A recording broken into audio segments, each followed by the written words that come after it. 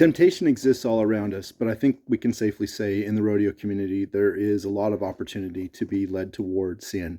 I'm Scott Hilgendorff with Cowboys at the Cross, and this is the short go. We're going to look at a couple different verses, but we'll park on Hebrews 4:15. We'll start theirs. For we do not have a high priest who is unable to sympathize with our weaknesses, but one who in every respect has been tempted as we are, yet without sin. So what we understand about this is that the high priest is being referred to as Jesus.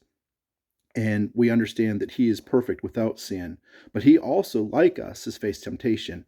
When we look to his start of ministry, and he spent those 40 days in the wilderness, Satan was there to tempt him. In multiple ways, he tempted him, but Satan was unable to succeed. Jesus was able to resist sin because he is perfect. He is sinless. So he was able to resist, but it doesn't mean he wasn't tempted. So it's important to understand temptation itself is not sin. Obviously, the sin occurs then when we act on that temptation. So in Luke 22, verses 39 to 46, we see the story of Jesus in the Garden of Gethsemane, and he is facing the cross. He knows that he is about to die on that cross. And he asks the disciples to concentrate on prayer so that they will be able to resist temptation. Then he himself, he faces the temptation of asking God, please don't have me go through with this, and recognizing the suffering that he is about to receive in a way that we can't fathom, yet he's aware of what's about to happen to him.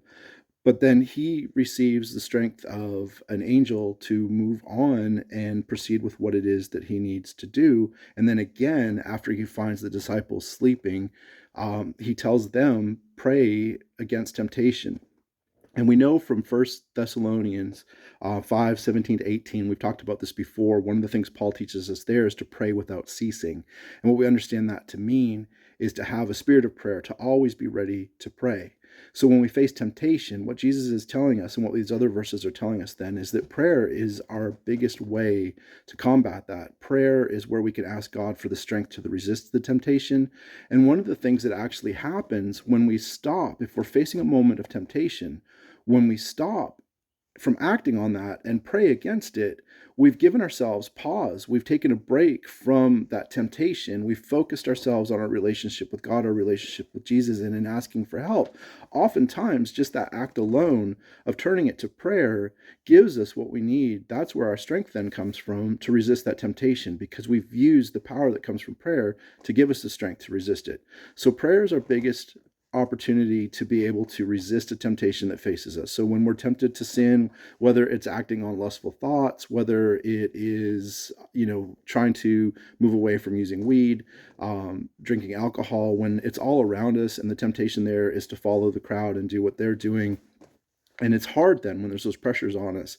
But again, it's taking those moments that we have that weakness, that feeling of temptation. Then when we turn it to prayer, we have that opportunity to stop and prevent it. So I think that can be an encouragement for us. And it's important to understand. So as Christians, we have a saving faith in Jesus. It means then that we're no longer condemned for our sin. It means that God will welcome us into heaven despite the sins that might still go on in our lives.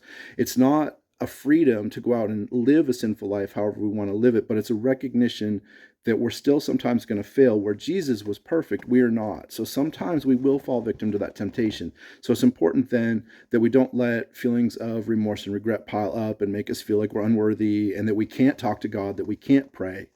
What we need to recognize then is that God still gives us his grace and his mercy so that we are still recognized that we're forgiven. We still can repent. We can still confess our sin to one another. We confess it to God in those moments of prayer, ask to be forgiven, but recognizing that we have received a forgiveness that gives us that eternity and salvation when we put our trust and hope in Jesus Christ. So I hope that's helpful for you guys. But again, when that temptation comes, turn it to prayer and ask someone else to pray for you. We're in this together.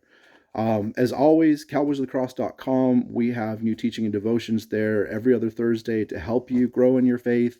Something you can do to help us, if you will, is like and share the content. It helps us push past algorithms that make it harder and harder for content to be seen without those interactions. So that's a big way that you can help us to get these messages out there that we hope give you encouragement. We'll see you the next time.